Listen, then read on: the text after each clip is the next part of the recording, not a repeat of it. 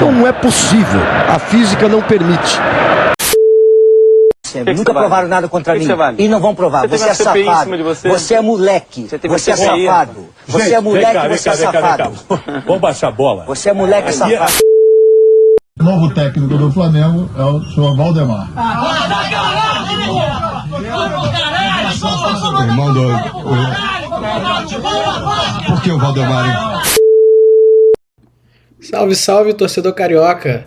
Estamos chegando com mais um episódio do podcast A Turma do Deixa Disso, seu bate-papo semanal aí sobre o futebol carioca. Não esqueça de deixar seu like, seu comentário, ativa o sininho.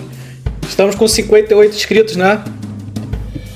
Será que a gente chega aí nos 65 até semana que vem? Meta ousada. Vamos lá, rapaziada. Vamos lá, pô. Só clicar aí, cara. Custa nada, pelo amor de Deus. Lembrando que teremos TDD in loco na Argentina, hein? Jogo entre River Plate e Fluminense. Teremos conteúdos diários do editor na Argentina. Exclusivos. E nem vai pagar por isso, hein? Não. Ele vai mostrar ali os arredores do Monumental de Nunes, promessa de 80 mil, né, no Monumental, pra esse jogo. 86 mil pessoas, vai ser o recorde, acho, de público da Libertadores, se eu não me engano. O bagulho vai ficar doido. Quem não tiver inscrito, o River precisa ganhar, né? Não vai ver, né? O River precisando da vitória.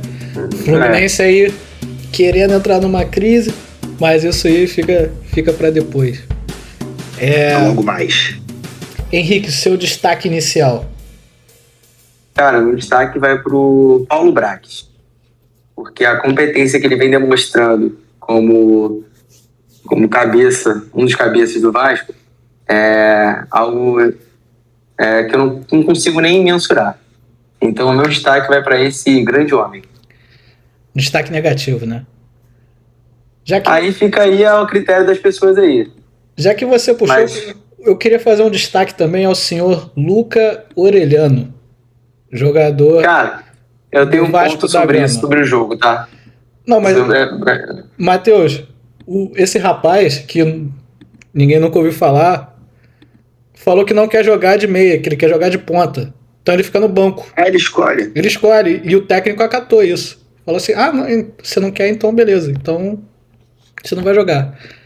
Assim, eu acho que o jogador é um funcionário do clube, né? Se o técnico botar ele de zagueiro, ele tem que jogar. Aí o cara, não quero jogar de meia. Ele é o Garrincha, ele? Não sei, o Jairzinho, né? Cidade, você não tem noção. O Orellano, pelo que eu já li, ele é tímido e não sabe marcar. Ele já disse pro Barbieri que ele não sabe marcar. Cara, tem noção disso? Cara, não interessa. Não, vamos deixar pra mais tarde. Eu sabia disso. Não interessa, tipo, o cara tá lá, ele tem que jogar, o técnico escala ele tem que jogar e acabou.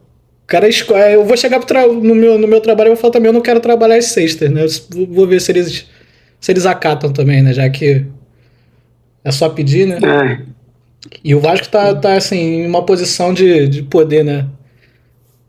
Não contar com os jogadores, né? É isso que eu ia comentar. Tá bem pra caramba na tabela pra fazer esse tipo de graça. Enfim, desculpa aqui pela... Marcelo, seu destaque. O meu destaque vai para o poderoso Borussia Dortmund, que conseguiu a proeza de perder o campeonato alemão esse ano para o Bayern de Munique. O Bayern de Munique pediu para perder e o Borussia falou: não quero não. Tá muito bom ficar sem ganhar 10 anos, vou dar para você de novo o título. Então meu destaque é para o Borussia Dortmund. Moleque, cala sua boca. Hein? Destaque internacional e para mostrar aqui que não é só futebol carioca. Exatamente. Mas se quiser de carioca, a gente fala também. A gente fala de tudo. É isso. Sérgio, seu destaque. Uma observação que eu senti falta do vem comigo, torcedor carioca. Senti essa falta. Eu falei salve. Já virou bordão. Mudou. É porque o torcedor carioca tá triste. O torcedor carioca tá triste, né? Mas o meu destaque vai para o Homem-Aranha Alvinegro. Isso para você, telespectador, nosso ouvinte, ficar preparado e ciente que você não precisa ser o melhor dançarino, não precisa ser o melhor no que você faz. Basta fazer no momento certo, da forma certa.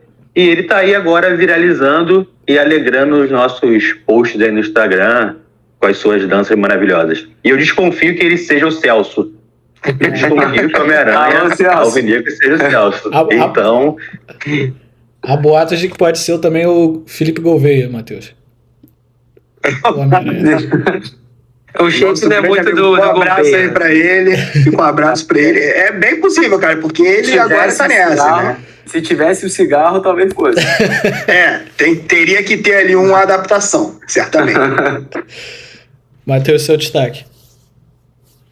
Cara, o meu destaque negativo hoje vai pra torcida do Tricolor. Torcida Só do tem Tricolor destaque negativo. que eu não tô entendendo por que de alguns desesperos que a torcida do Fluminense está tendo, e principalmente o porquê que ela não conseguiu ainda comprar todos os ingressos para o jogo de quinta-feira, né? Um jogo que é determinante, um Fla-Flu de oitavas de final de Copa do Brasil. Nunca aconteceu um Fla-Flu em mata-mata. Eu não consigo entender por que a torcida do Fluminense ainda não esgotou a parte dela dos ingressos desse jogo, que vai ser, para mim, um ponto de inflexão para o restante da temporada. Pode ser, né? Aí, nosso clima tá bom hoje, hein? O clima tá bom. É que nem o tempo aqui em São José. O clima tá berro. Positividade. Positividade. Hoje aqui tá parecendo Londres, né, Henrique? Porra, cinzento. Tá cinzento. Eu achei que a gente ia comentar aqui Premier League. Mas não é possível. Enfim. Então, para começar o nossa sessão de descarrego de hoje, eu confesso que eu assisti o jogo do Vasco da Gama todo no sábado. E que coisa pavorosa que é esse time, cara. Não tem... Teve sequela, não teve não? Isso aí. Cara, eu fiquei estarrecido assim. Eu falei, que isso, cara? Falaram que o Léo teve pesadelo à noite. Cara, eu não sei o que aconteceu, mas o time do Vasco não tem... Aqui, né, cidade? Não tem imaginação nenhuma, cara. O time do Vasco é muito ruim. Cara, enfim. E o Fortaleza também não jogou isso tudo não, tá? O jogo foi até equilibrado, mas assim, no final, Fortaleza mereceu, ganhou por 2-0. Mas, Henrique, algo de positivo nesse jogo? Porra, o positivo é só que, pelo menos, a Fortaleza tem uma cidade bonita e que faz um calor aí que, pro nosso técnico do dia, né, o nosso querido Maldonado, prejudicou a performance da equipe muito bem treinada pelo senhor Barbieri. Acho que é esse o que a gente pode tirar de positivo. Ué, mas ele veio da onde? Da Rússia? Tá entendendo? Não, deve ter... Porra, com todo respeito, ele deve ter vindo da puta que pariu. Porque do Brasil ele não veio. Entendeu? E outra coisa, há uns 2 meses atrás, o nosso querido âncora tinha falado mal do nosso Léo Jardim. Se não fosse o Léo Jardim, a gente já tinha decretado rebaixamento. Porque o que toma de chute o nosso goleiro não está no gibi.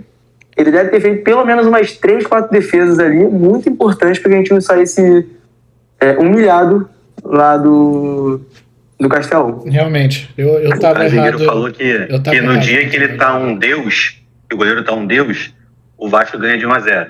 No dia que ele tá foda pra caralho, o Vasco empata. No dia que ele tá bem, o Vasco perde por 1 gol. E no dia que ele tá normal, toma 4.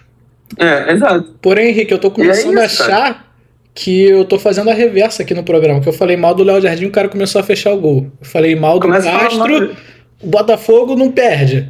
Eu falei bem do Fluminense, o Fluminense começou a... então, cara. Pois é. Pra ver se adianta alguma coisa, porque assim... Cara, eu acho que o Vasco é imune a esse efeito. Não.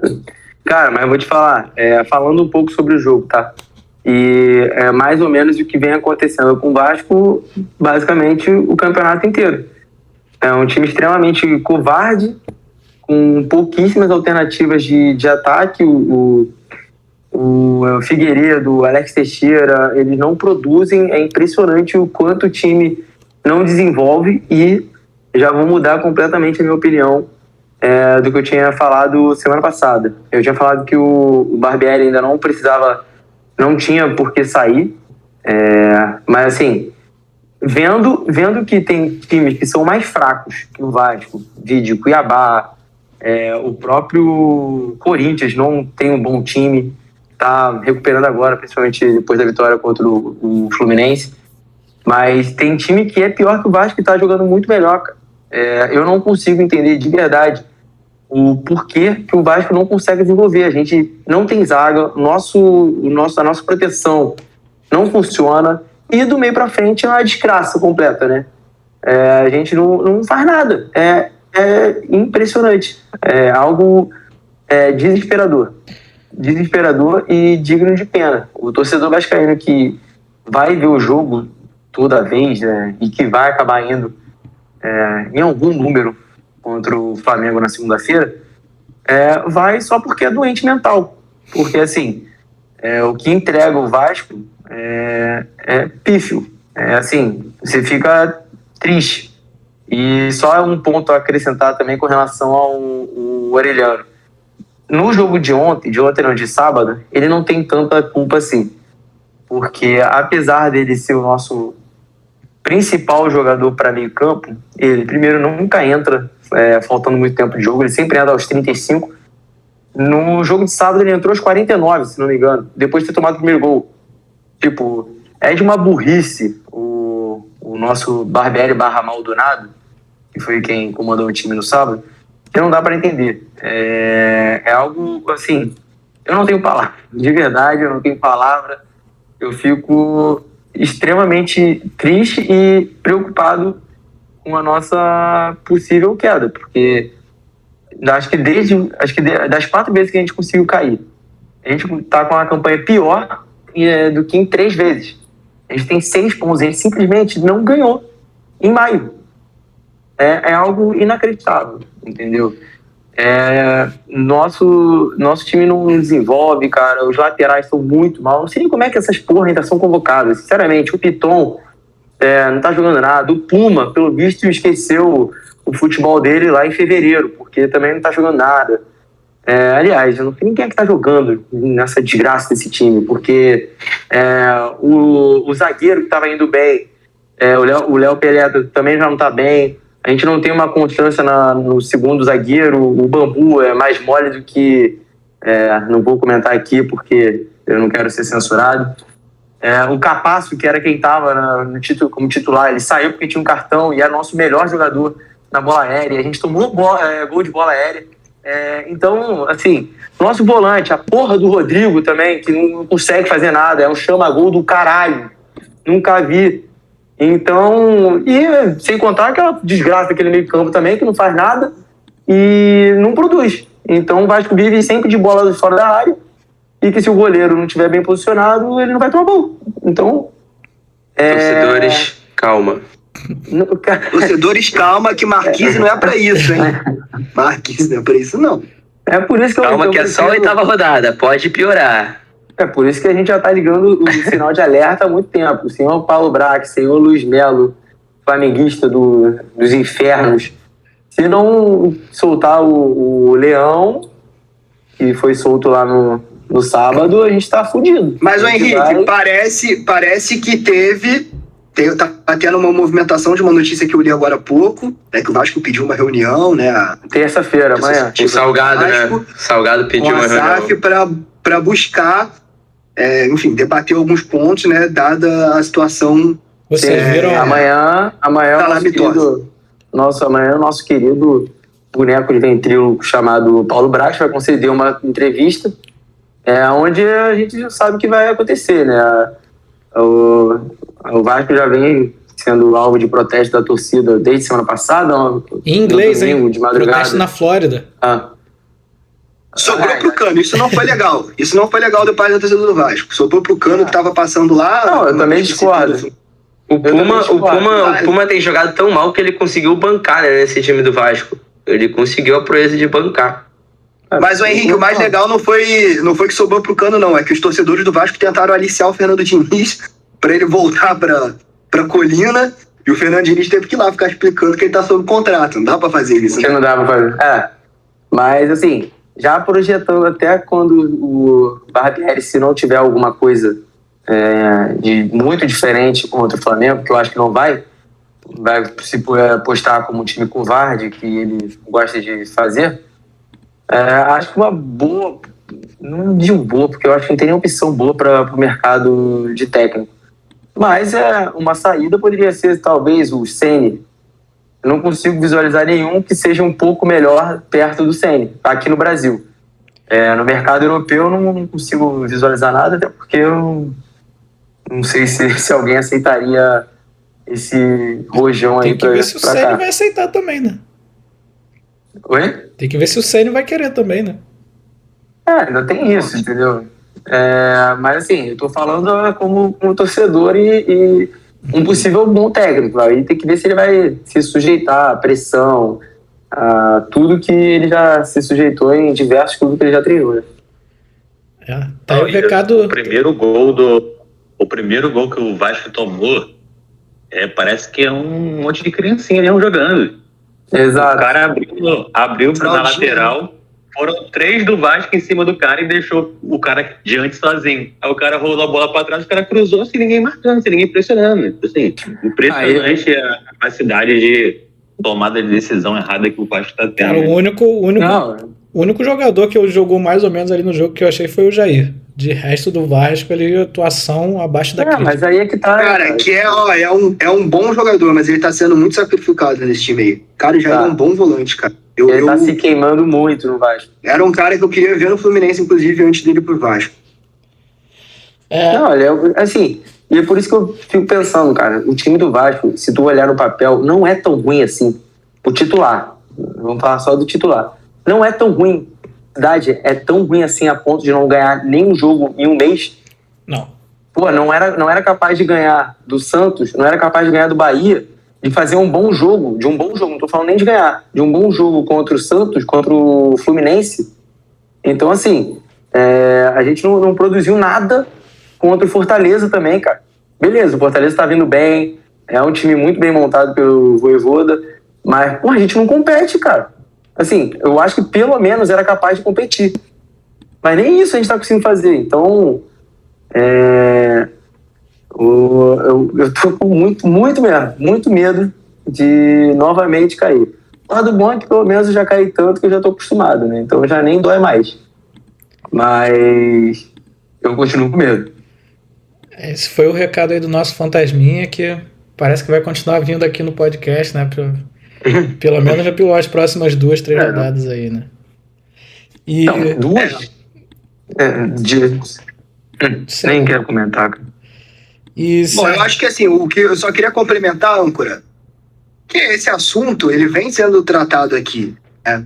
Desde o começo eu venho falando. Porque assim, eu vejo que o problema do Vasco é o seguinte, uma coisa é você entender as limitações do seu elenco, entender o técnico entender isso, ele propor um time mais competitivo, propor um time...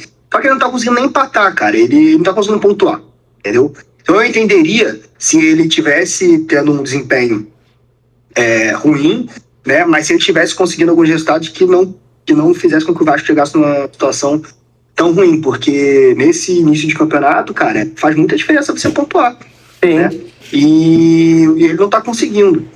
Então, de fato, eu concordo com o Henrique, acho que o time joga abaixo, o time do Vasco é fraco, ele precisa de reforços urgentes, de meio de ano agora, mas ele desempenha um papel tão patético dentro de campo que é difícil você acreditar que seja só isso, né? Tá tendo uma incapacidade do treinador em propor alguma coisa minimamente boa e competitiva para esse time fazer jus a, pelo menos, né, ficar ali no meio da tabela, tentar pontuar de início do campeonato, até que o time se reforce e aí ele possa eventualmente mostrar um trabalho melhor. Então eu li uma notícia, por exemplo, na semana passada, falamos disso no programa, que o entendimento, por exemplo, da diretoria do Vasco era que o elenco era carente e que ela precisava reforçar para que o Barbieri consiga ofertar alguma coisa melhor. Mas é muito difícil imaginar que ele consegue ofertar alguma coisa melhor com um time com reforços, porque o time dele está apresentando algo muito, muito abaixo, né? Muito ruim. E realmente, não acredito que o Barbieri vá durar nesses moldes. A não ser que realmente tenham reforços muito significativos e ele mude completamente. E certeiros, né, Matheus? E certeiros, né? Então são reforços que precisam entrar e resolver. Aquilo que a gente sempre fala da SAF, cara. A SAF, ela é para esses clubes, né? Para clubes como Botafogo, como Vasco, passaram muitas dificuldades, né?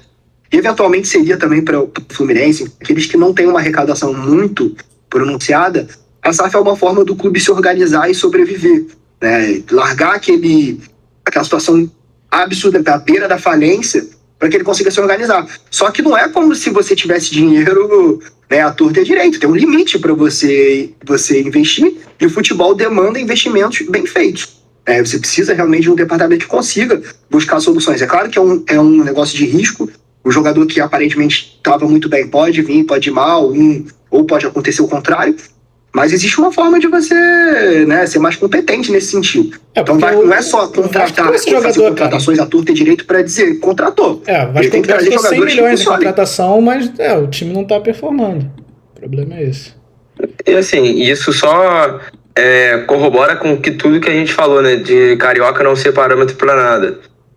Então, é muito importante que o Vasco seja pontual e os reforços se encaixem rápido no time. Fazendo, óbvio, um comparativo com o Botafogo, que também ano passado estava no primeiro ano de SAF. O Botafogo gastou ano passado 63 milhões na primeira janela, né? Que é tirando aquele time de Série B e começando a ir para a Série A. E no meio de ano, aí sim fez as contratações que hoje, curiosamente, basicamente o time titular do Botafogo são os reforços da janela do meio do ano passado. E aí gastou 15 milhões.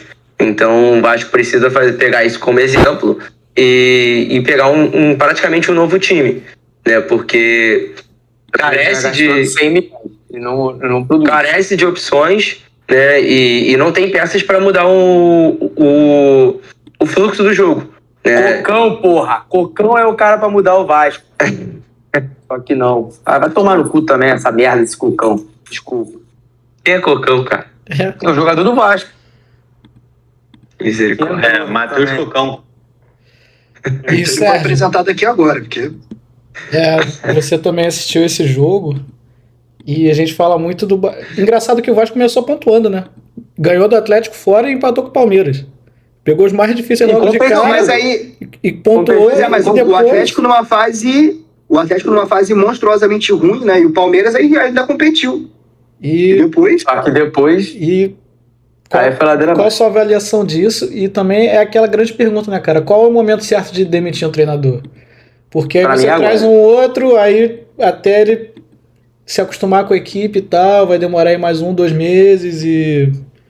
Sabe, com reforços chegando...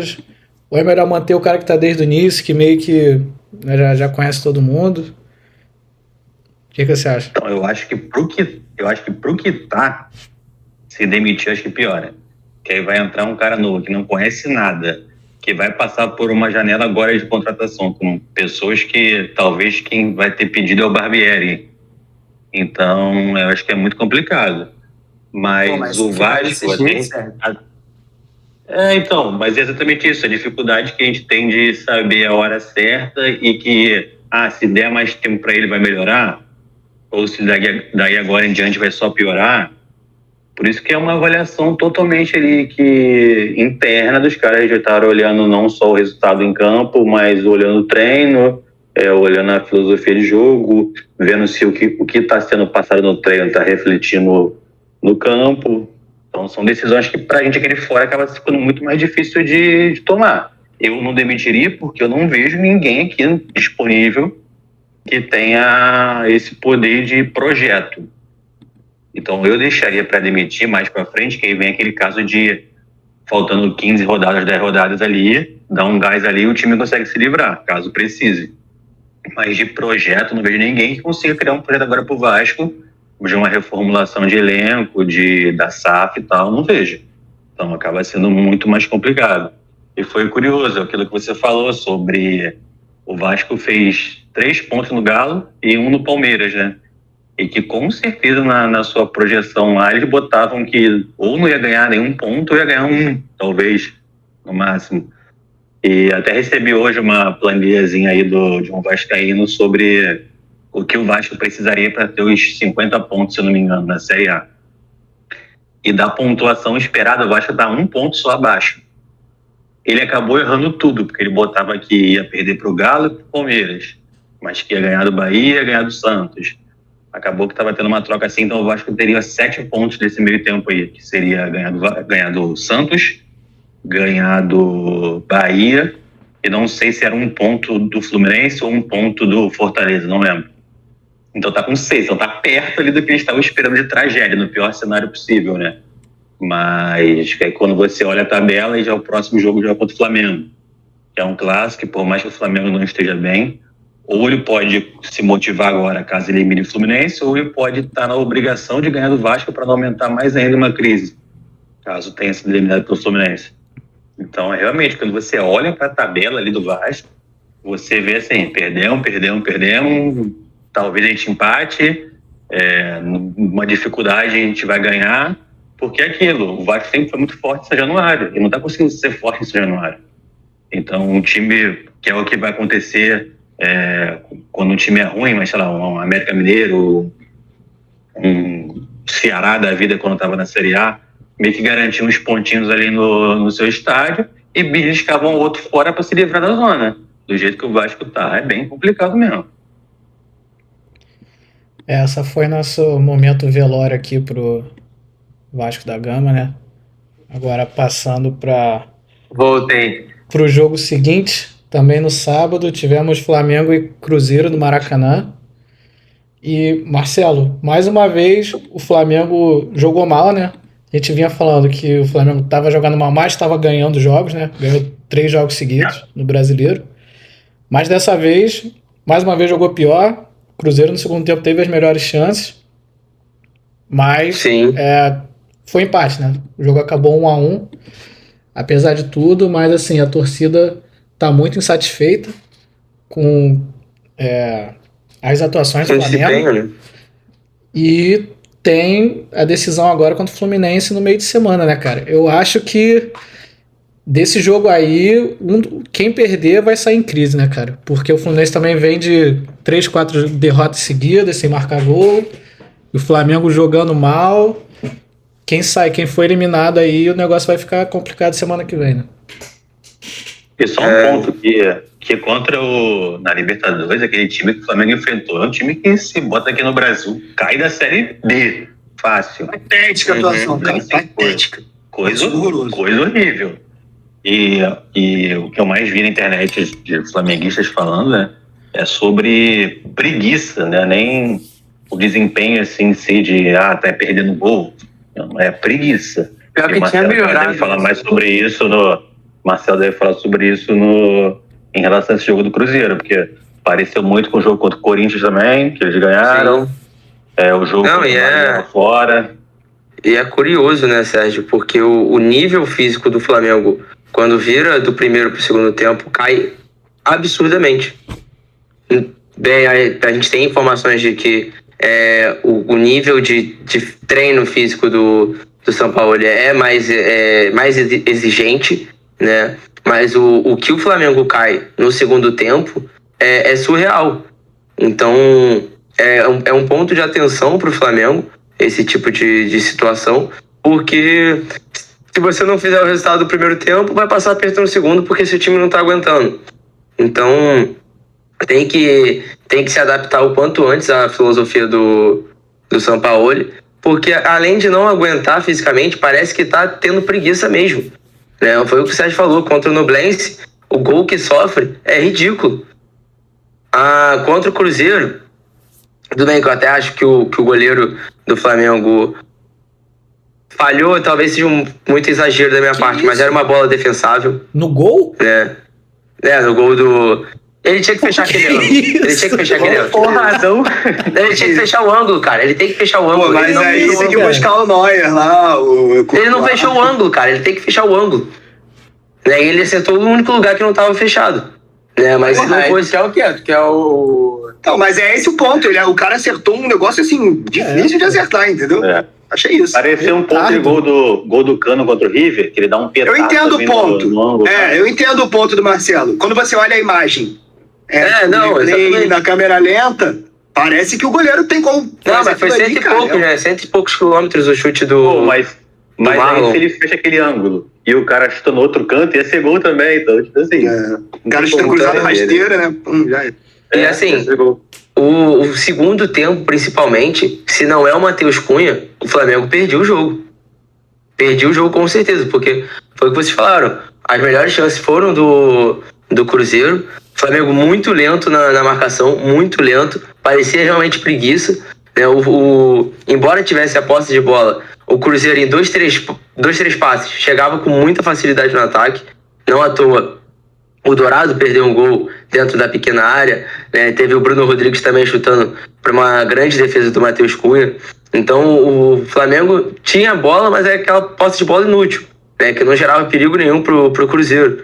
Não à toa que até os 40 do segundo tempo, o Flamengo tinha dado 3 chutes no segundo tempo. 3 chutes no segundo tempo inteiro. Aí nos 40 começa aquele abafa, aí começa a chutar mais.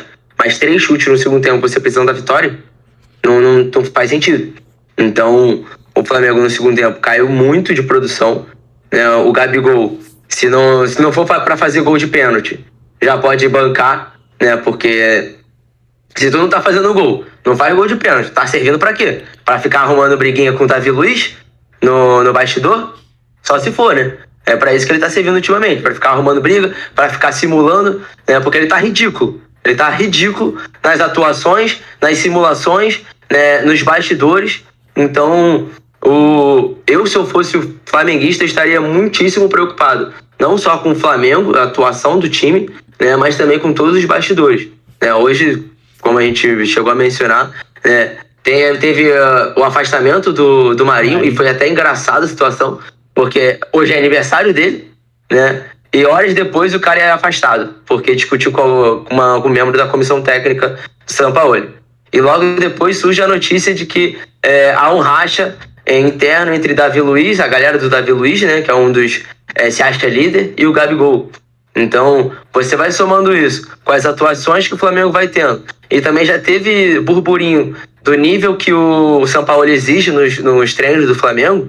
Você começa a pensar que é o Flamengo de antigamente. É aquele Flamengo que é uma zona.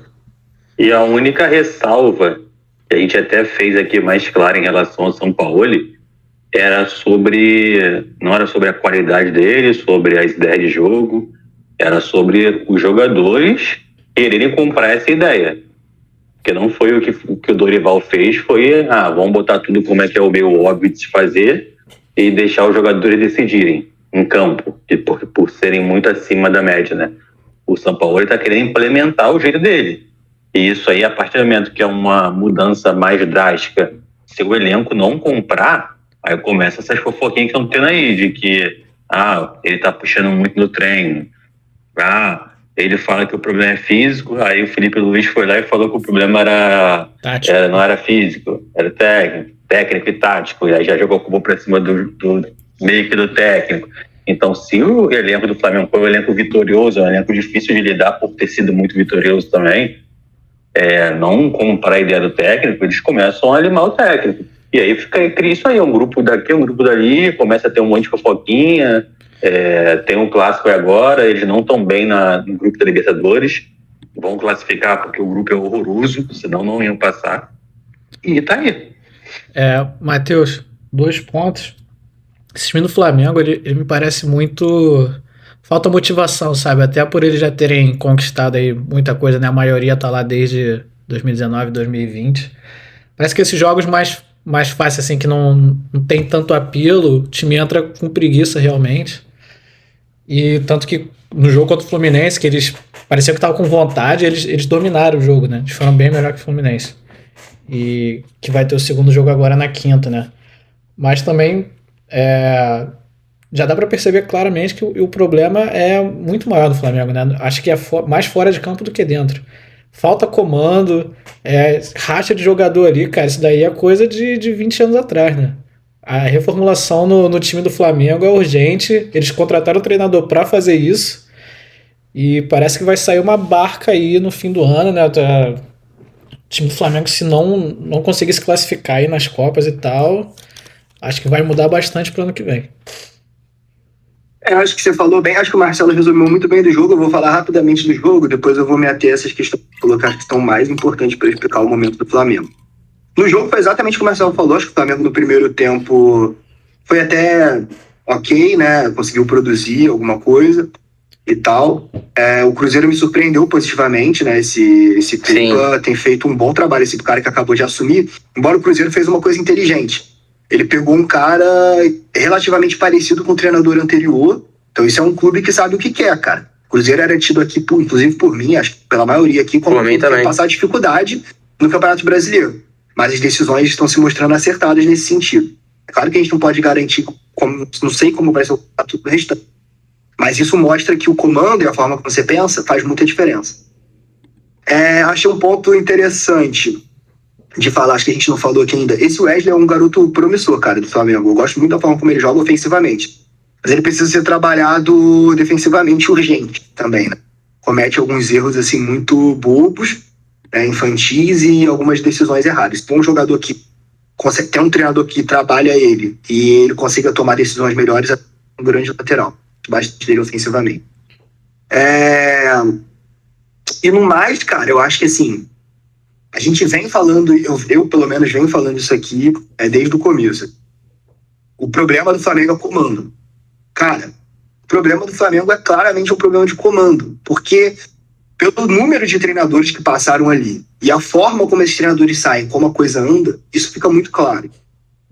E o comando do Flamengo ele tem um problema, que ele não tem pulso para tratar com os jogadores, que são funcionários do clube, recebem o salário em dia, tudo certo, né?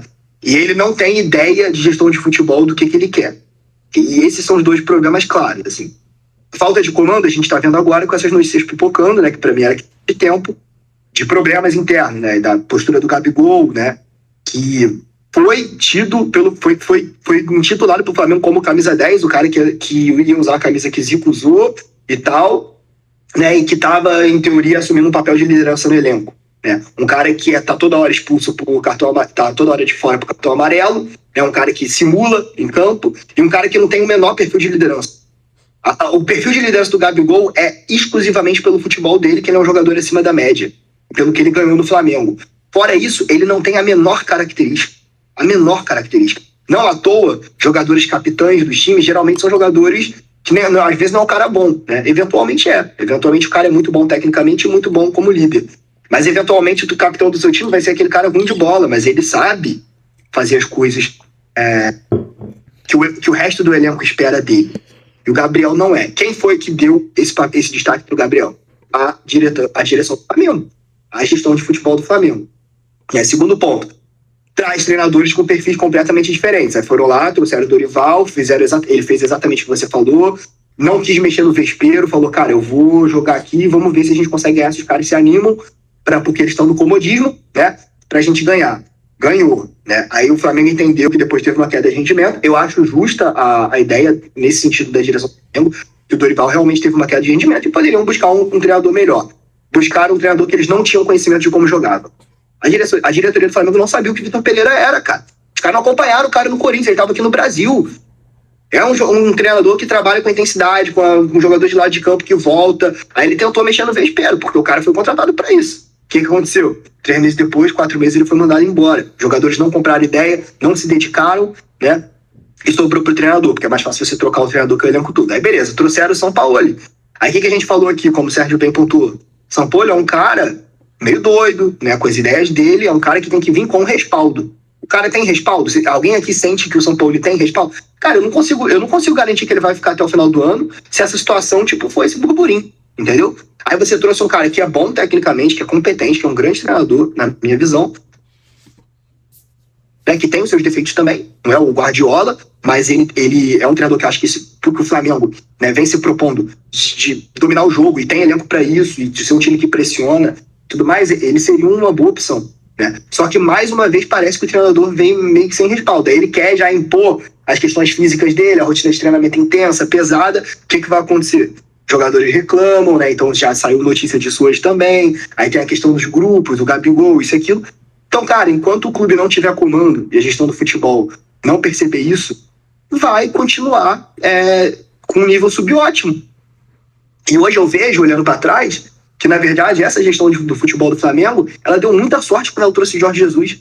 Porque esse cara, deu muito certo, né? E ele conseguia compor tudo. Então os jogadores compraram uma ideia, respeitavam ele e tal, ele conseguiu apaziguar aquilo, então os caras deram uma sorte surreal, né? Eu sou um crítico, há muito tempo eu venho falando isso. O Flamengo foi um clube que se reestruturou fora de campo e tudo mais, fato. Desde a gestão do Bandeira de Melo, né? Mas eu sempre falei que, cara, a gestão de futebol do Flamengo era muito ruim. Né? E no futebol você conta também com essas coisas, com sorte, com fase, e às vezes dá certo. Pra cá agora. Então, fora de campo, o time conseguiu se arrumar. Obviamente tem uma arrecadação muito grande, o Flamengo já é um clube que arrecada 1 bilhão, então é muito mais fácil você arrumar o Flamengo do que arrumar o Botafogo, arrumar o Fluminense ou arrumar o Vasco. Né? Não tem comparação, você precisa de uma competência absurdamente maior para você conseguir arrumar esses clubes do que arrumar o Flamengo. E a gestão do futebol é horrorosa. O Marcos Braz é horroroso, entendeu? Os caras que estão lá é uma porrada de dirigente que você não sabe para que serve, tem 50 cargos diferentes. Fabinho, né? Soldado. E fica essa brincalhada. Fabinho Soldado, cara. O Fabinho que o meu amigo Sérgio vai lembrar aqui. Foi volante do Fluminense. Horroroso. Joga no YouTube aí o drible do Fabinho F5, que tu vai ver o que é. Mas foi ele dentro de campo é uma coisa, ele fora de campo é outra. Mas o que ele faz? Entende? Então é aquela história do muito cacique para pouco índio. O elenco, né, dando a entender que vai ser um racha. A questão do Marinho, a gente já não sabe se o clube tratou ele adequadamente ou não. Aí fica essa bagunça. Então, assim, é um clube que tem muito recurso, mas que não tem, cara. O mínimo de quem cobra o Gabigol, cara, pelos cartões ridículos que ele toma, pelas simulações grotescas que ele faz, pelo futebol horroroso que ele vem jogando, né? Perdeu um pênalti agora no final de semana. Quem cobra ele? Quem tem coragem de cobrar ele? Então, cara, é óbvio que isso irrita os outros jogadores. Isso é claro, né? Eu, se fosse um atleta lá, eu estaria irritado também. Aí tem a questão do Davi Luiz, que é um jogador que a gente vive falando aqui que tem que sair no final do ano. Só que ele é um cara que tem um perfil de liderança. Aí já tá criando esse problema. O Flamengo vai fazer o quê? Vai encostar ele? E vai defender o Gabigol? E aí vai mandar ele embora? Então, assim, fica muito difícil. Se o clube não pegar, falar, olha, eu contratei o Sampaoli, vai ser do jeito que ele quiser, entendeu? Vai jogar quem ele quiser. E fizer uma limpa nesses caras que estão causando isso, porque eu também falei aqui no programa, eu não acho que o problema do Flamengo é elenco. Mas quando você começa a gerar esses problemas, e aí você tem uma coisa pra fazer. Não. O problema é que não é Brasfoot, né? Tu não pode... Claro, não quero mais esse jogador, vamos mas você tem várias histórias. Por exemplo, o Marinho provavelmente foi isso. O Flamengo já não quer pagar o contrato dele, não quer, ele quer que ele saia. Então, assim, te afasta, te dou uma multa, o jogador fica puto, o empresário dele vai procurar outro clube pra ele jogar, porque ele também quer jogar. E aí fica bom pra todo mundo, entendeu? Mas o Davi Luiz tem um contrato aí que já tá com garantia de renovação. Ele ganha 1 milhão por mês e já tem 14 milhões aí de pegando 13º, mais bônus, essas coisas, um contrato grandão. Tu acha que ele vai querer abrir mão disso à toa? Não vai. Eu não sei se vocês concordam, mas pra mim a figura central aí é do Gabigol.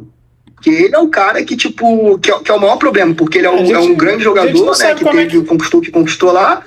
Só que ele não vai mudar esse perfil dele, cara. A gente não sabe o que é a briga, né, cara? O que aconteceu realmente, como é que tá lá os bastidores, né? Não, olha só, a notícia, a apuração do jornalista do Vene Casagrande, que é o setorista, e é um bom, geralmente traz boas apurações, é uma coisa. Mas fora essa apuração, todo mundo já sabe qual é o perfil do Gabriel. Todo mundo já sabe. Exato. Então, assim, a gente não precisava dessa apuração para chegar nessa conclusão aqui. Mas ela vem à tona e isso é bom. Ele deu entrevista falando que queria jogar na posição do Pedro, foi ele que falou, e ele que postou no Instagram falando que só o Arrascaeta que achava ele em campo. Cara, aquela postagem é o cúmulo. Então, tipo assim, aquilo é uma coisa que não agrega em nada. Aquilo é uma coisa que não agrega em nada. O cara não tem nada de bom que possa sair daquilo ali, só coisa ruim ele faz. O Gabriel tá velhinho já, cara, ele não vai mudar esse perfil dele. Então o Flamengo tem um problema. Ou ele contrata alguém e coloca esse cara na linha, e a diretoria dá respaldo, e a diretoria mesmo coloca o cara na linha, ô irmão, vende esse cara e manda ele para outro lugar. Ele fez a história dele aqui no Flamengo e acabou. Agora, outra coisa é você ficar refém de um cara. Então, se um dia ele assistir a gente, fica que o elogio você, Gabriel. Então, boçal. É um boçal. E é isso. Então, assim, Não, é mesmo. A postura dele fora de campo é ridícula. É um grande jogador, né? Mas ele sempre teve uma postura boçal fora de campo. Então é isso. Eu não acho que o problema do Flamengo seja elenco, não acho que o problema do Flamengo seja treinador. Eu acho que o Flamengo tem um ambiente hoje, uma estrutura no futebol que é impossível você conseguir os resultados esperados e ótimos que o elenco poderia dar. Vamos seguir então, que a gente já gastou bastante tempo aqui no Flamengo. Agora, Sérgio, falando do próximo adversário do Flamengo, que é o Fluminense, na quinta, né? Segundo jogo aí da Copa do Brasil. E o Fluminense que tem que tirar o chapéu. Vocês falaram que ia levantar o Corinthians e levantou, né? Conseguiu a façanha. Por incrível. Conseguiu a façanha de tomar 2 gols do Roger Guedes. Uma partida bem ruim do Nino, que tinha acabado de ser convocado ali, né, para a seleção. Sempre que ele é convocado, ele joga mal. E, assim, mais uma simulação grotesca do Samuel Xavier. Inacreditável. Então, o Matheus disse que não tem que se preocupar tanto, né? Ligar nenhum alerta, mas a verdade é que o Fluminense não marca gol há bastante tempo, né? E é um time que sempre finalizou muito. Mas, pelo menos dessa vez contra o Corinthians, o primeiro tempo ali, o Fluminense foi bem superior, né? Era para ter saído ali em vantagem, mas o Cássio fez algumas boas defesas. O Fluminense também ainda desperdiçou várias chances.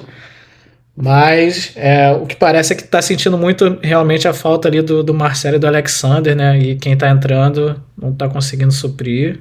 E o Diniz também não consegue arrumar outro jeito para o time jogar. E o que vem acontecendo são derrotas atrás de derrotas, né? O Fluminense já está aí a 8 pontos. Foram 3 derrotas já seguidas? The Strongest, Botafogo e Corinthians agora, né? E já tá 8 pontos aí do Botafogo, né? E podendo ser eliminado da Copa do Brasil. Então, qual a sua preocupação, o seu grau de preocupação por enquanto? Então, eu confesso que estava mais preocupado antes desse jogo.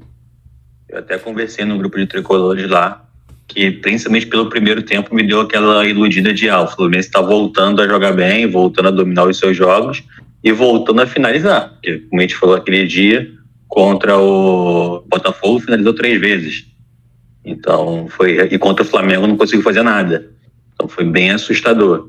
Dessa vez, por mais que sejam adversários com características diferentes, o Fluminense conseguiu sair mais para jogo, conseguiu fazer as suas jogadas características, está sentindo muita falta realmente do Marcelo Alexander e do Keno, que pouca gente fala, mas que é um jogador de drible, um jogador que ficava aberto numa ponta e o Fluminense jogando na outra, com aquela triangulaçãozinha ali, invertia a bola para ele, é um cara que cobria lateral, então tá fazendo bastante falta.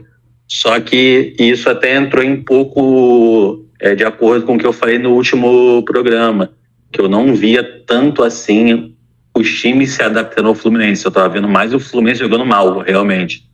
E o Fluminense achei que foi até bem, realmente, no primeiro tempo. Eu gostei bastante do primeiro tempo. Só que é um time que tá em uma fase, e os jogadores estão em uma fase também. A bola não tá chegando pro Cano com qualidade. Tá nem chegando, na verdade, nem qualidade. Porque quando chega pra ele, mais ou menos, ele até consegue se virar. Não tá nem chegando a bola para ele.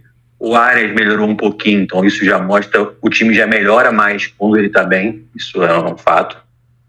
Mas foi como você falou, cara, você tomar 2 gols ali do Corinthians que não faz gol em ninguém, 2 gols do Roger Guedes, da forma como foi, o primeiro gol era lateral pro Fluminense. O Fluminense bateu rápido no lateral, o Ganso teve aquele espaçozinho displicente que vira e mexe ele faz, errou a bola pro Martinelli, aí o Roger Guedes cruzaram pro Roger Guedes, o Roger Guedes, o Nino nem pra ir em cima dele, parecia que o Nino tinha 1,50 m, não foi em cima do cara.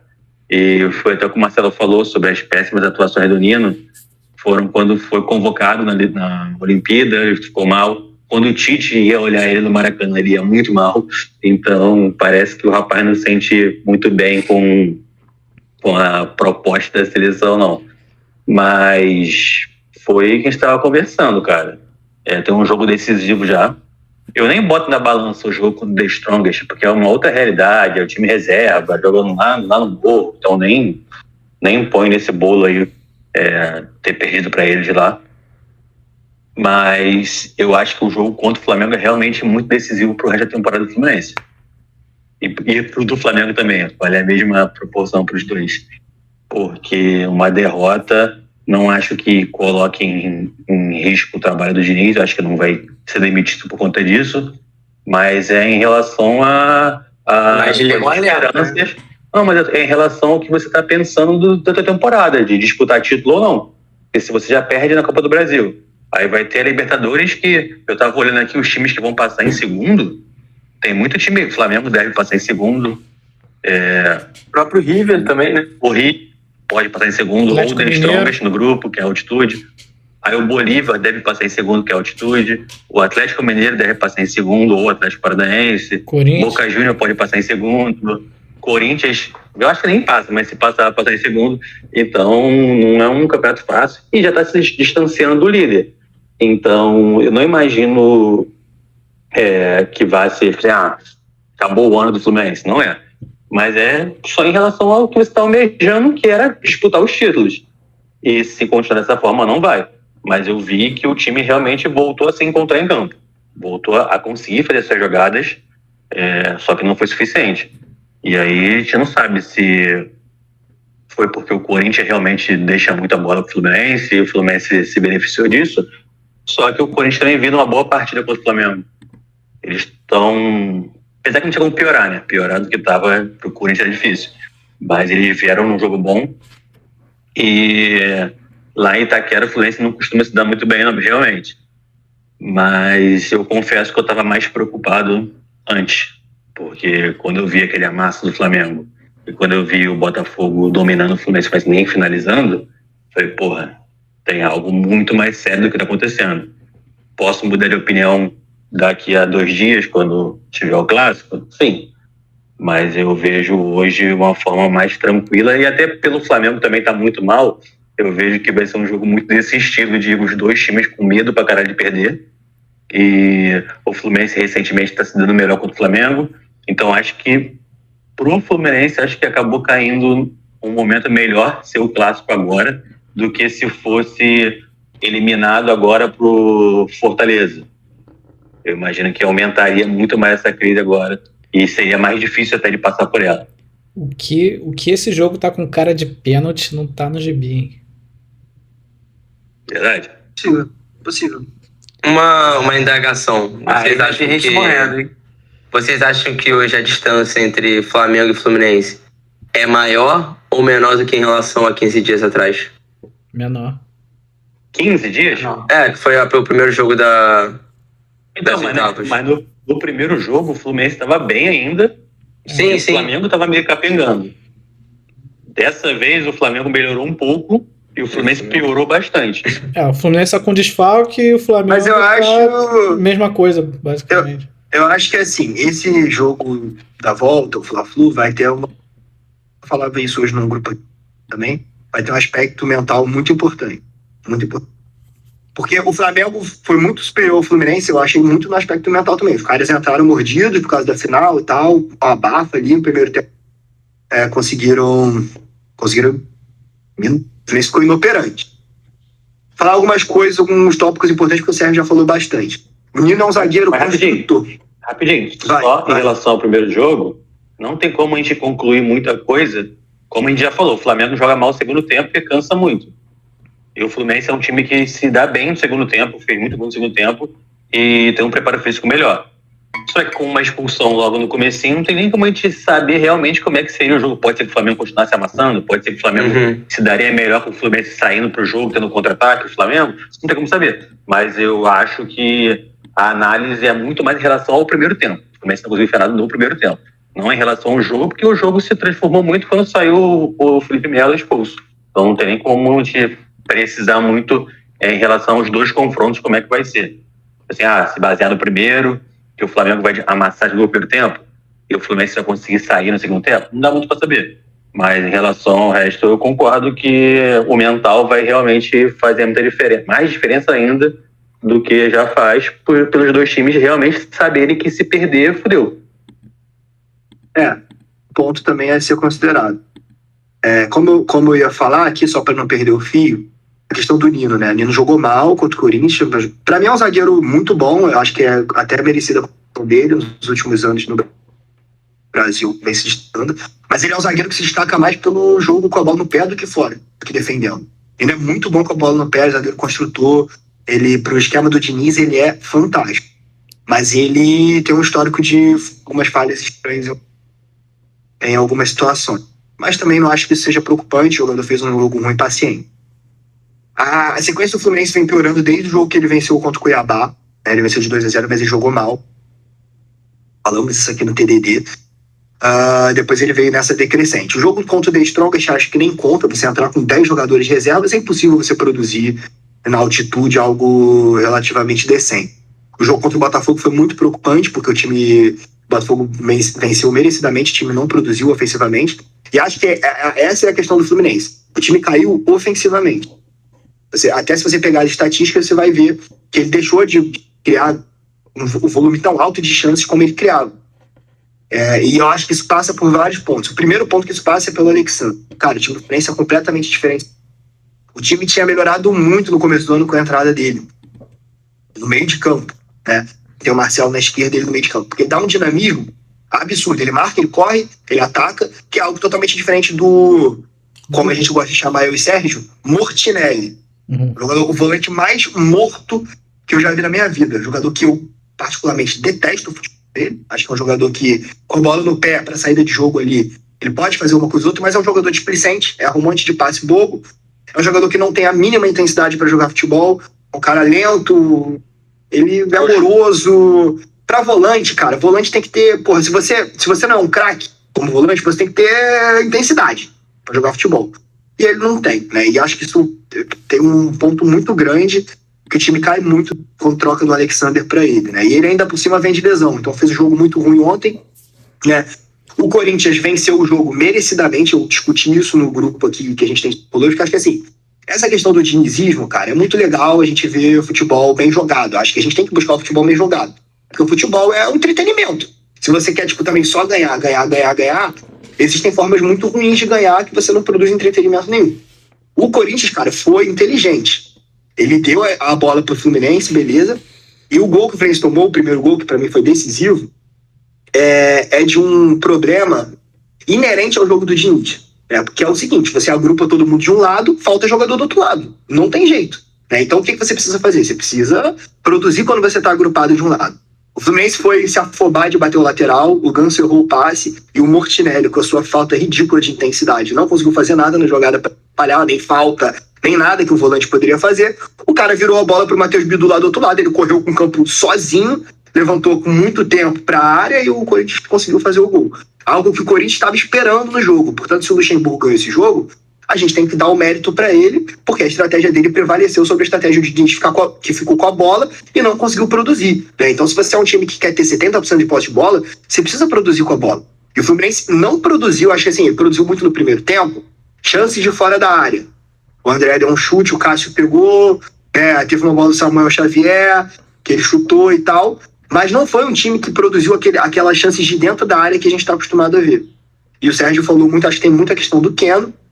O time hoje, ofensivamente, ele tem muita dificuldade, porque quando você tá com problemas para criar, se você tem um jogador aberto e você joga para ele tem 1 contra 1, cara, isso faz a diferença. Porque se ele limpa o lateral, limpa o zagueiro e tal, e vai para dentro da área, você consegue fazer alguma coisa. E hoje o time não tem isso. Então o problema do Fluminense hoje é ofensivo. E eu vejo que o elenco, por mais que seja até um pouco superior do que eu imaginava no começo da temporada, ele tem carências muito grandes. Então o único jogador que tem essa característica é o Keno. Se o Keno não joga, não tem, porque não tem outro ponta. Aí ele começa a querer empilhar John Kennedy, que é centroavante, Lele, que é centroavante, fica todo mundo batendo cabeça e não dá certo. Ontem o John Kennedy teve uma chance clara de fazer o gol, chutou bizarramente também, né? E o Fluminense perdeu o jogo. Eu nem entendi o que ele tinha feito ali, né? O cara chutou totalmente torto. Ele foi muito mal. Então, assim, eu questiono um pouco essa questão de que, por exemplo, eu acho que o time melhorou, por exemplo, em relação ao Botafogo, o que é muito bom, né? Porque se piorasse, daquilo seria horrível. Mas eu questiono um pouco porque o próprio jeito do Fluminense jogar, ele sempre tende a dar uma impressão de que o Fluminense controla todos os adversários. E não é bem assim, cara. Às vezes o adversário, ele fica confortável com o que o Fluminense está fazendo. Mesmo que ele esteja jogando, trocando muito mais passe, o Corinthians ficou muito tempo do jogo confortável. Por isso que o Fluminense ficou chutando bola de fora da área, né? E conseguiu realmente algumas finalizações. No geral, o Fluminense foi melhor do que o Corinthians. Mas o Corinthians, dentro da sua estratégia, e o futebol permite várias estratégias, conseguiu ganhar o jogo. Era o que o Luxemburgo apostava, né? Então é isso. Acho que pro Fla-Flu, o mental vai fazer muita diferença. Essas notícias que pipocaram aí do Flamengo podem fazer muita diferença, porque se o clima chega ruim, fica muito difícil os caras terem aquela união ali para entrar e amassar, né? E o Fluminense pode ter isso. Acho que a questão do Diniz que a galera falou aí, acho que ele precisa propor soluções dentro desse elenco, dentro da forma de jogar também, porque os adversários vão aprendendo, né? Como eu venho falando aqui. Mas acho que o Diniz, no Fluminense, tem uma ideia muito clara de que ele é um treinador, e eu acho que assim, teria que acontecer uma coisa muito catastrófica, por exemplo, ele cair antes do final da temporada. Mesmo que o Fluminense não consiga conquistar nada nessa temporada, se ele for para a Libertadores do Brasileiro, a gente pode considerar que foi um trabalho que precisa ter essa continuidade. Então é isso, a minha visão do Fluminense é essa. Acho que o time precisa reencontrar o caminho, principalmente ofensivamente. Isso passa pela volta de alguns jogadores, e que no meio do ano agora ele deveria obrigatoriamente buscar um jogador para rivalizar com o Keno, para que ele tenha essa opção dentro do elenco e não fique tão limitado ofensivamente. Agora... a informação que deram é que a intenção é buscar realmente um ponta driblador, que consiga quebrar a linha e tal, a ideia é essa. Agora vamos falar de assuntos felizes. Palpite agora. Não, palpite. Vamos botar um pouco de alegria, né, Léo? Vamos botar um pouco de alegria nesse podcast. Só A gente tá muito melancólico. Queda de técnico, reclamando muito. Não sei o que. O Botafogo mais líder do que nunca. Não joga tiquinho, mexe o time, todo mundo entra, faz gol, joga. Melhor defesa, melhor ataque. Tem pra ninguém, Marcelo. 7 vitórias e 8 jogos. Eu já vi mais vitórias esse ano do que ano passado. No estádio. Eu ia perguntar isso, cara. Eu ia perguntar na última participação. Não, na última participação do Botafogo na Série A, né? Foi ano passado, no caso, né? Uhum. Quantos pontos ele tinha nessa rodada, né? Nesse patamar. Isso eu não lembro. Eu só sei que ano passado a gente ganhou 5 jogos em casa. Se eu não me engano foi isso. Acho que a gente ganhou 5. Eu já vi 5 vitórias esse ano. Em 8 rodadas. Então vai fazendo sua análise aqui que eu vou ver se eu acho esse dado. Inveja. É o que eu posso sentir. Cara, o jogo em si ele foi resolvido com 3 minutos de jogo. O América veio pra se defender e aí teve a sua estratégia comprometida com 2 minutos. Uma coisa interessante é exatamente, o Botafogo fez o gol com 3 minutos, sendo que o América não encostou na bola durante esses 3 minutos. Uhum. Foi o Botafogo trocando passe, virando o jogo, aí tentava um lançamento, o cara cortava pra lateral, mas eles não dominaram a bola e saíram jogando nenhuma vez. E foi isso no terceiro, né? No terceiro minuto, cruzamento, gol, e depois dali o Botafogo dominou o jogo. Ficou cozinhando em banho-maria, realmente se poupando, né? Porque não tinha necessidade também, né? Não tinha necessidade. E meio de semana, como a torcida disse, é guerra contra o Atlético Paranaense. É um confronto dificílimo, mas que tem total condição de ganhar. E foi bom porque, assim, o Botafogo precisava mesmo de um jogo mais tranquilo, porque veio de um desgaste, de uma viagem desgastante no meio de semana, no Peru, né? Então precisava de um jogo mais tranquilo para poder recarregar as energias para vir com tudo contra o Atlético Paranaense.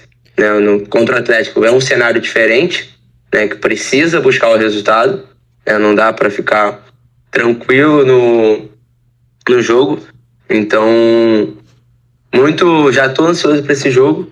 Mas já vim com 12 debaixo do gol.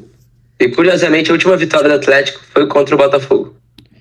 Desde então eles perderam pra todo mundo, eu acho. Se eu não me engano. Mas foi agora pro Grêmio em casa. Isso. Perdeu não lembro na Libertadores como é que... Perderam de virada, verdade. E perderam também pro Bragantino na semana passada. Então... A última vitória deles foi justamente contra o Botafogo. E foi isso. O jogo foi muito tranquilo. Foi muito tranquilo mesmo, porque o América Mineiro não propunha... Não tinha o que propor, né? Fraco de ideia, né? Fraco de avanço dos pontos. Uma partida que a torcida criticou e xingou bastante o lateral Marcinho, né? Que hoje está no América Mineiro. Inacreditável, inclusive. E foi isso. Foi um jogo bem, bem tranquilo. E vamos para quarta-feira. Mais um jogo que estarei presente. Cara, mas se parar pra pensar, eu tenho muito mais confiança no Botafogo, nesse Botafogo de hoje, do que no de 2013 e no de 2007, por exemplo. Sim. Não tô falando que vai ser campeão nem nada, mas... Em termos de jogadores ou de De tudo, técnico cara, barra jogador de também. contexto, porque 2013 tinha um bom time titular, mas perdi um jogador, perdi o Vitinho, saiu, acabou o time. O Seedorf não jogava, tipo, não tinha substituto. Hoje, você vê, o Tiquinho não jogou, trocaram lá, botou o Eduardo de falso 9 e o time funcionou, entendeu? No meio ali, sai Patrick de Paula lesionado, Danilo lesionado, joga Gabriel Pires, Tietê, Marlon, Lucas Fernandes, quem entra ali consegue performar minimamente bem, entendeu? Até os laterais, tipo, lógico, tem alguns setores que são mais delicados, né? A zaga ali, por exemplo, quando não joga o Cuesta ou o Adrielson, realmente perde muito.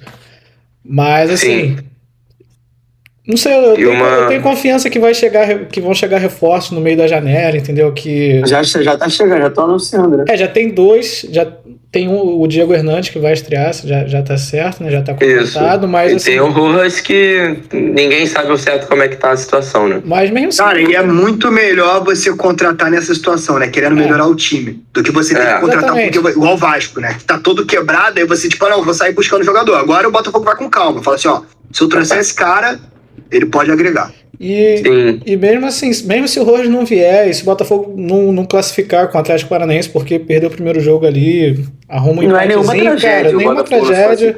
Até porque é muito difícil você ficar em 3 competições. Então, assim, eu focaria mais no brasileiro, entendeu? Abriu gordura, vai jogando de jogo a jogo, vai tentando pontuar. A questão das Copas é a grana, né, cara? Sim, mas sabe, se você considerar que a Copa do Brasil realmente começa a dar muito dinheiro a partir da semifinal, e é difícil você chegar na semifinal, o seu argumento faz sentido. Não, eu não tô falando assim, não entra pra ganhar, não joga com o time titular, nada disso. Mas vai ser o fim do mundo se por acaso não passar, né? entendeu? Segue o jogo. O Botafogo é líder do grupo na Sul-Americana, é líder do Brasileiro.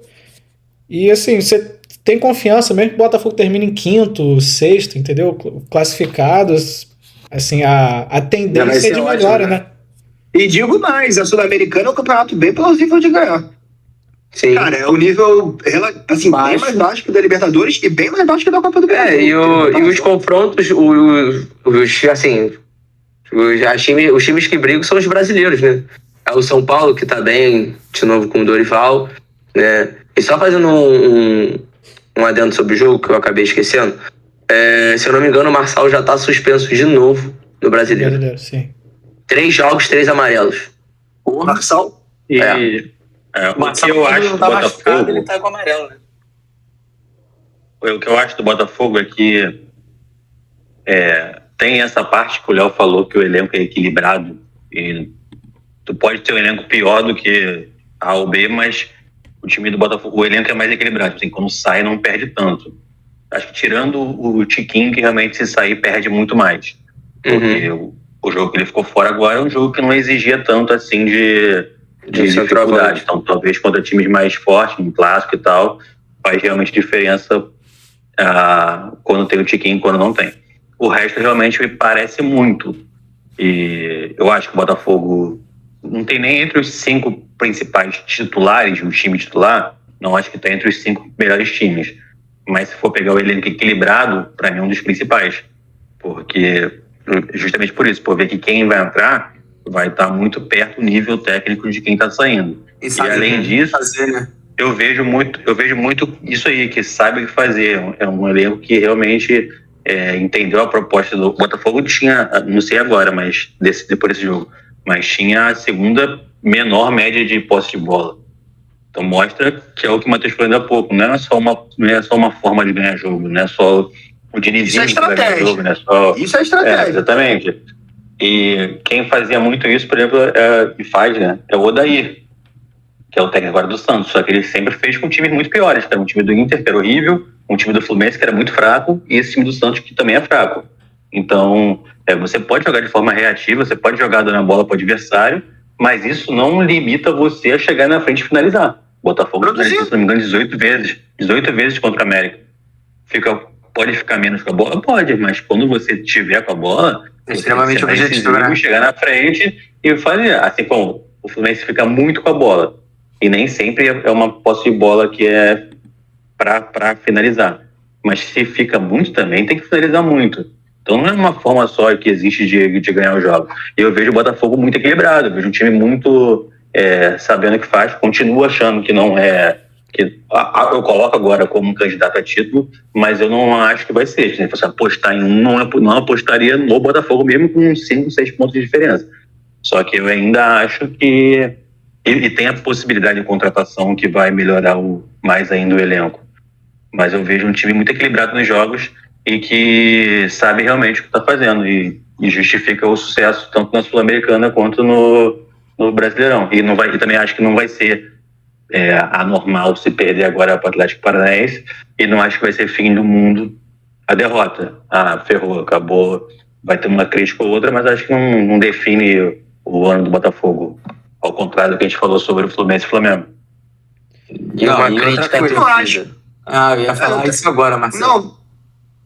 Não, pode falar. Eu, como botafoguense, já ia criticar, mas você de fora pode falar, não tem problema. Não, assim, o Sérgio comentou a questão do Fla-Flu e tal. Eu não acho que, tipo, isso vai definir o ano, assim como, tipo, é muito difícil você... Mas eu entendo o paralelo que você fez, né? Pro Botafogo é mais importante hoje... O Botafogo precisa se solidificar, né? Ele precisa ser um time que se solidifique. Então, assim, ele tem que projetar, tipo, 3, 4 anos pro Botafogo, ele brigando pela Libertadores, ele brigando pelas coisas. Sim. Mas é claro que não pode ser uma catástrofe ele ser eliminado na Copa do Brasil pela Paranaense, porque, cara, a Copa do Brasil hoje é isso. Se você não der muita sorte no sorteio, você vai nas oitavas, já é pedreira, né? E daí, tipo, isso fica muito complicado. Porque, eu acho, assim, que o Luiz Castro é a cara do Botafogo. Eu acho esse cara a cara do Botafogo. Tipo assim, acho que o Botafogo, desde que... Tipo, mesmo quando o Botafogo tava mal com ele, que a gente vinha falando aqui, eu sempre gostei muito da serenidade que ele tem, Ele é um cara que, tipo, ele sabe o que tá fazendo, velho. Ele sabe o que ele tá fazendo. E isso faz muita diferença. Lógico que no futebol brasileiro é doideira, a gente não pode imaginar que o cara vai ficar longevo no clube, mas acho que essa reestruturação do Botafogo, essa questão dele ser um clube que, tipo, começa a ter uma consistência de brigar por alguma coisa, passa muito por você manter um cara desse. E vai dando peça pra ele, tipo, e entendendo que vai ter momento que vai ser pior, vai ter momento que vai ser, né, melhor. O problema desse momento do Botafogo, cara, é que eu não sei como a torcida vai reagir, né, quando o time começar a cair de rendimento. E eu quando oscilar, né? Não tô falando de rendimento só de desempenho dentro de campo, mas de ponto, né, cara? Porque tá muito alta a régua. O cara tá ganhando tudo, pô. E o Botafogo, eu olhei aqui, o Botafogo na 8ª rodada de 2022 tinha 12 pontos. Tá com 21 agora. Então, assim, com 21 pontos, cara... o Botafogo tem que ter uma queda muito grande para ele não brigar pela Libertadores. Tem uma queda considerável. Então ele já tá ali meio que se solidificando nisso. Mas a torcida precisa entender, por exemplo, igual a torcida do Fluminense precisa entender agora, e tem isso, né, cara? Se você tá com a régua muito alta, igual o Fluminense estava com a régua muito alta, é normal que você tenha essas oscilações. O time precisa saber reagir, né? Então o Fla-Flu é muito importante pro Fluminense, porque ele precisa mostrar que ele perdeu 4 jogos, mas ele tem condição de reagir. E o Botafogo vai, quando ele começar a perder, né, os jogos, ele ter essa condição de reagir e continuar ali pontuando, consegue um empate, né, não ter aquela sequência de 10 derrotas. Isso aí que quebra completamente o trabalho. Meio que aconteceu isso, né? O Botafogo é líder, né? O Botafogo é líder do campeonato. O Fluminense perdendo no clássico ainda por cima, o Fluminense já está em 8º, será no Campeonato Brasileiro, uma distância muito grande para o Botafogo, e tá bem na Libertadores. Por isso eu falei que esse paralelo de que o ano fica mais difícil, e principalmente porque a régua do Fluminense e do Flamengo esse ano eram maiores que a régua do Flamengo, tipo assim, de expectativa. Do Botafogo, entendeu? Né? Sim, em relação a você. Agora, é isso, assim, a torcida do Botafogo não pode, né, também achar que, tipo, o patamar é a liderança, cara. Porque a gente tem o Palmeiras, que é muito difícil de tirar um título, né? A gente tem o Fluminense, que, tipo, pode vir. A gente tem o Flamengo, que se, né... O Galo, né? Não vai ser tá se recuperando. O Galo, que tá melhorando. Então, assim, cara, é muito complexo, né? E o time precisa focar. Acho que, assim, fez 21 pontos em 8 rodadas. Beleza, a gente tem que estabelecer aqui que a gente vai brigar pela Libertadores. Vaga direta ou não. Né? Se for vaga direta, bem melhor. Se não for vaga direta e o Botafogo conseguir esse objetivo, cara, foi um grande ano. E se ele conseguir fazer uma campanha decente também na Sul-Americana, que eu digo, se pensa em ganhar um título, cara, é a Sul-Americana. É o brasileiro.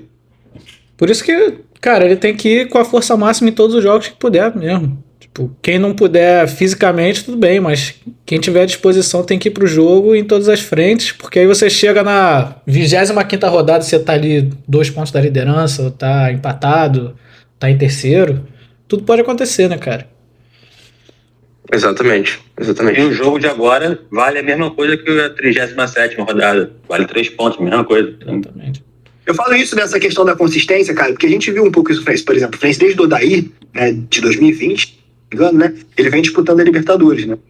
Isso faz muita diferença, cara. Você disputar na competição todo ano, né? Aí ele saiu lá com o Roger Machado muito mal, né? Tipo, o jogo poderia ter passado e tal. Mas esse é o caminho, né? Você quer, tipo, ser um time consistente, você não pode, tipo, tá um dia no Campeonato Brasileiro em 12º, outro dia em 18º, outro dia tu fica ali em terceiro. Você precisa ter um rumo.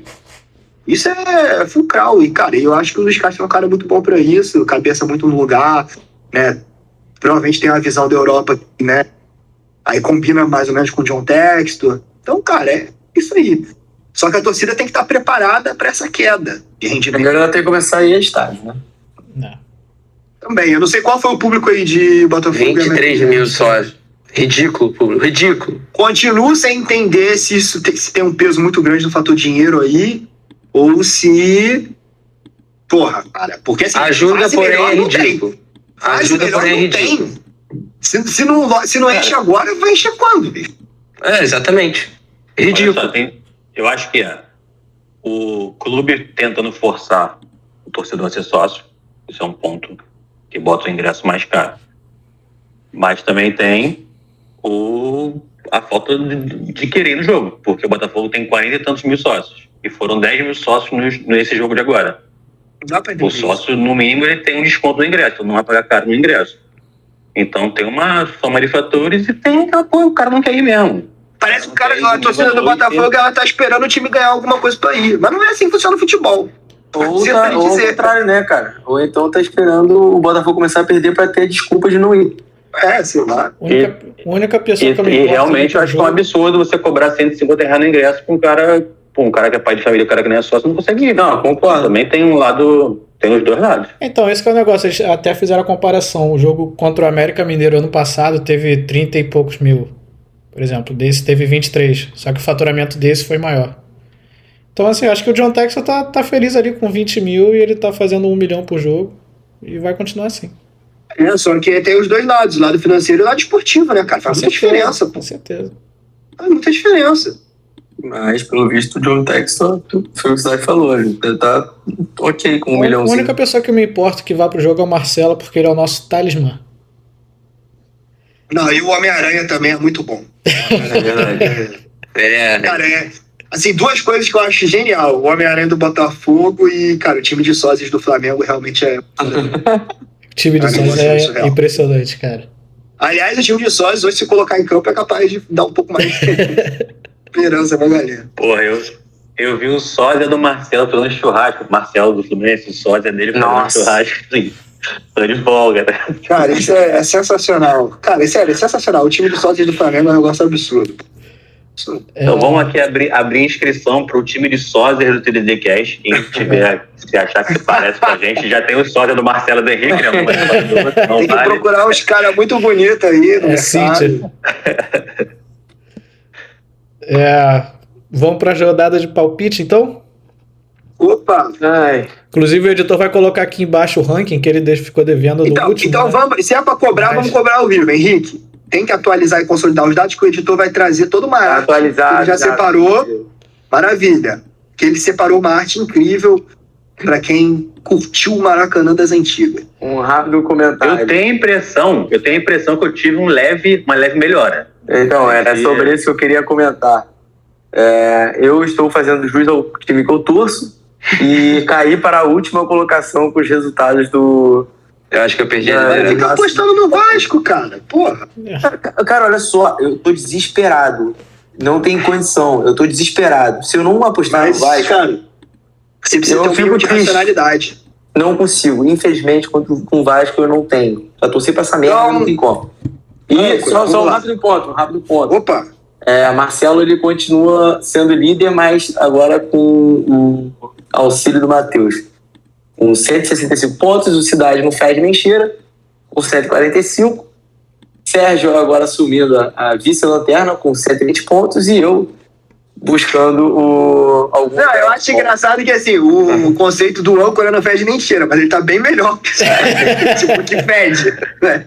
No caso. Então, mas peraí, que jogo que passa quando tá acabando o campeonato? Passa o jogo dos líderes, o jogo de quem tá brigando por Libertadores.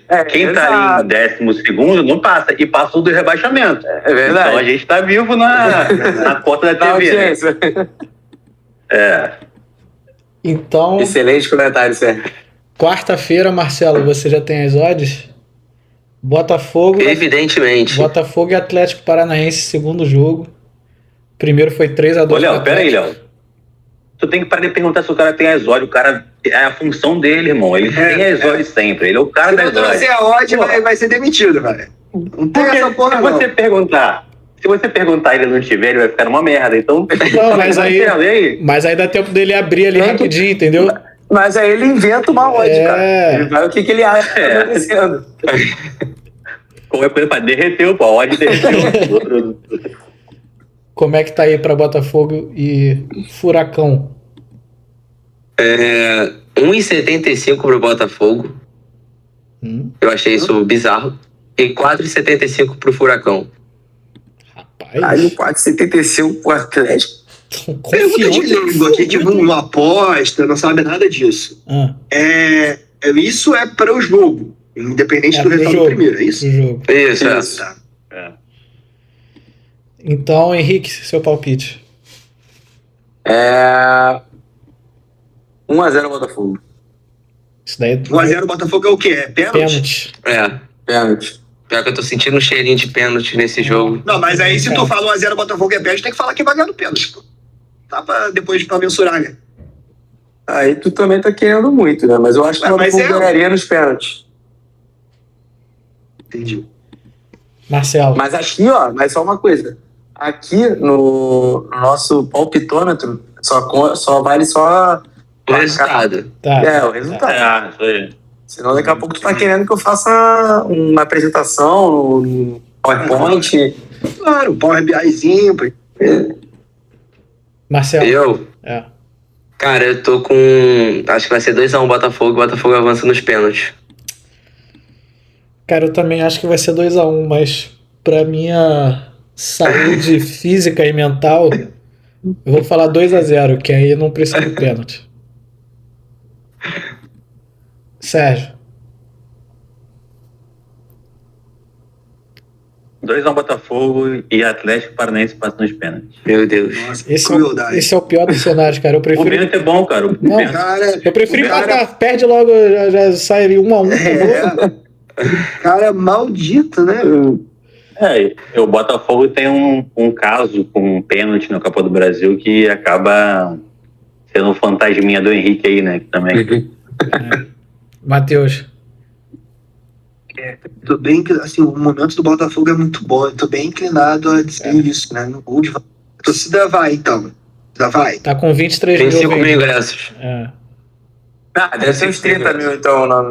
27. Cara, eu acho que o Botafogo vai ganhar de 2-1 e vai... Bom, e vai passar no pênalti. Vai embora. Cara, se tivesse o Gatito... Tivemos 3 palpites de 2-1. Se tivesse o Gatito, eu tava tranquilo. Com o PR eu não sei. Cara, mas, porra, o cara tá pegando tudo. Dá um crédito pra ele. Pênalti é outra história, né? Tem aqueles goleiros super pegadores de pênalti horrível debaixo da trave. Tem aqueles goleiros... E ele já pegou pênalti. Excelente debaixo da trave. Pegou do filme do Julião, né? Não foi? Do Calegari, sei lá, do Fluminense. Pegou do Calegari. Pegou no Crystal Palace também. Verdade, pegou, Já são 2, hein? Mas o goleiro deles também é bom, né? Enfim. O Bento também é bom demais nos pênaltis. Bom e bonito. O PR também é bonito. Verdade. É um duelo de goleiros bonitos. Rapaz, olha aí. Na quinta-feira teremos... Chega a salivar. Fla-Flu. Os caras estão de sacanagem. Fla-Flu no Maracanã. Quais são as odds, Marcelo? 2,10 pro Flamengo, 3,25 pro tricolor das Laranjeiras. Caramba. Bom, eu como já tinha falado que tá com um cheirinho de pênalti, eu acho que vai ser 1-1. Não faço ideia nos pênaltis. Fábio, né, cara? O Fábio contra Matheus Cunha, pelo amor de Deus. O Fluminense passa nos pênaltis. Pô, assim, a não ser que os caras jogam a bola na lua e o Matheus Cunha não precisa fazer nada. Porra. Sérgio. Fábio é um monstro. O problema é que tem os que vão bater no Fluminense também, né? Não é só o Fábio, né? Tipo o Cano, né? Não, tira aí. Cara, sou polêmico.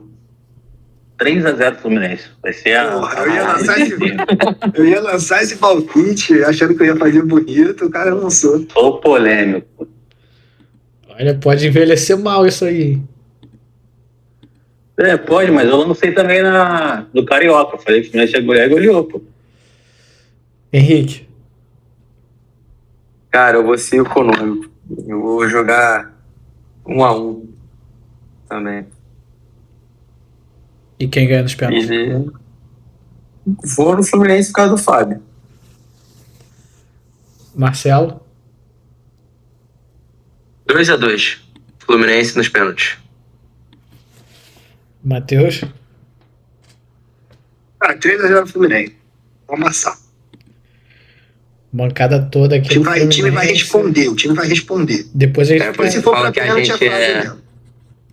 Depois a gente fica recebendo crítica, tá vendo? Vocês odeiam o Flamengo, isso aqui. Pois é. Vamos fazer só do meio de semana, cara. O final de semana a gente lança no... Nos stories.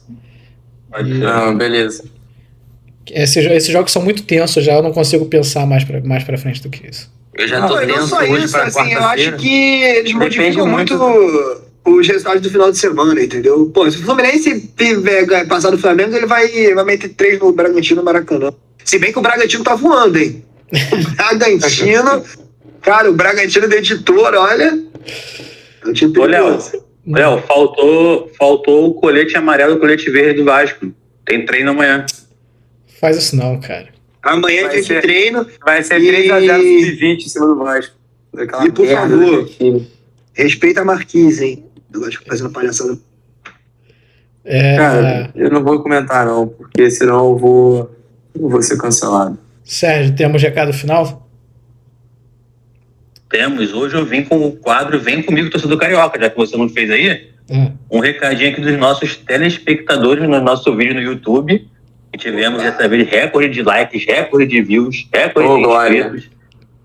Vários recordes de comentários. Primeiro eu queria criticar um cara aqui, o Pepe. É uma crítica construtiva, porque por mais que ele pode botar num comentário só, né? Os 3 dele, mas já que ele botou 3 vezes separado, é bom que engaja mais. É uma crítica, mas deixa ele começar assim. Você não entendeu isso. É que ele vai vendo de pouquinho, cara. Ele vê um pouco e ele comenta. Aí depois, 3 horas depois, ele vê o like, ele comenta. Ele só elogiou o início do podcast. O resto não falou, não. Aí falou que o Real deveria ter saído de campo e o Valência perdido os pontos, lembrando o caso do Vinícius Júnior. Criticou o som do Matheus, que foi uma horrível, foi uma tristeza. Desculpa. Isso foi culpa da minha digníssima namorada. Tudo bom. Aí, tá vendo? É por isso que você não sabe se volta. Tá vendo? Depois tu fica falando que não sabe se ir pra Argentina vai dar certo. Alô, Karine, queremos sua réplica. Queremos sua réplica, hein, Karine? E teve mais um do Pepe. Calma, Henrique, tem muito campeonato ainda. Já tem uma rodada agora. Tá calmo aí agora? Tem muito campeonato, menos uma rodada agora, que já perdeu. Aí teve aqui o Thales Dória que falou: a fantasia do Henrique ganhou o meu like. Ou seja, Henrique, vamos pensar em novas fantasias aí que tem muita, né?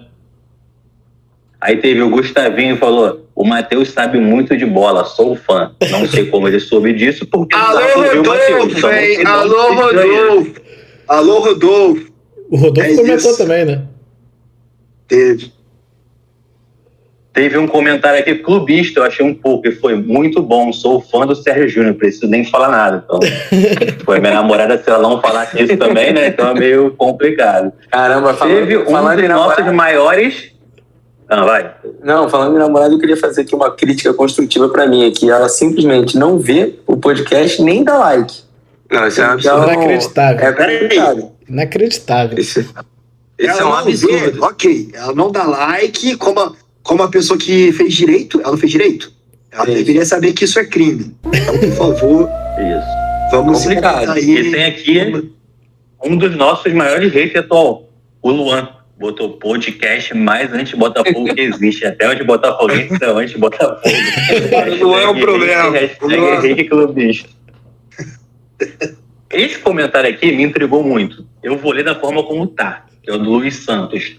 Conte o canal de ente e imp pra torta de futebol. O que fizeram com o Vinícius Júnior até já faziam, não só com ele. E só agora isso explodiu, demorou muito. E que façam punições pesadas para todos os racistas, seja onde for. O racismo é coisa de mundo. Pedimos tradução e falaram que continue o canal de entretenimento e informação para torcedores de futebol. Ontem de manhã, minha tia desentupiu o umbigo. O quê? Ontem de manhã, minha tia desentupiu o umbigo, ora. Discutiu comigo? E eu pensei que desentupiu o umbigo. Eu pensei que tinha desentupido o umbigo. É o Luiz Santos. Muito obrigado pelo comentário e pela participação também, né, meu amigo? valeu, meu amigo. E tem um aqui que eu sei quem foi, mas tá com user PF 4 anos, não mudou o nome, né? Mas pelo conteúdo, vocês vão saber quem é. O áudio do Matheus tá bem baixo. Excelente, que se mantém assim. Quem faz que é? Quem pode ser? Rodolfo. Ele voltou. Ele adora, mas ó, Rodolfo, hoje tá em alto e bom som. E por favor, comente aí. Eu quero que você comente o que você tá discordando de mim. Discordar por discordar é palhaçada. Aqui no programa você tem que dizer o que você tá discordando. Rodolfo, queremos você aqui para discutir. E digo mais, vamos instaurar aqui no TDD o quadro Conversa com o Ouvinte, em que vamos ligar ao vivo para vocês de maneira aleatória, randomizada, completamente desconexa, para que vocês deem um palpite aqui no programa ao vivaço. Aí, Rodolfo, quando eu te ligar, se estiver aí fazendo alguma coisa, aí você vai ter que vir preparado na argumentação, senão vai ser jantado aqui também. E o editor vai colocar.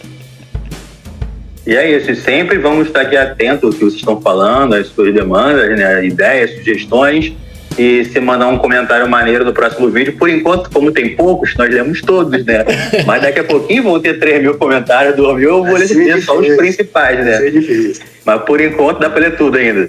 A galera aí que tá comentando, que tá gostando do programa, manda pro amigo, manda pra mãe, pro cachorro, pro papagaio, né? Faz conta fake pra curtir de novo, por que não?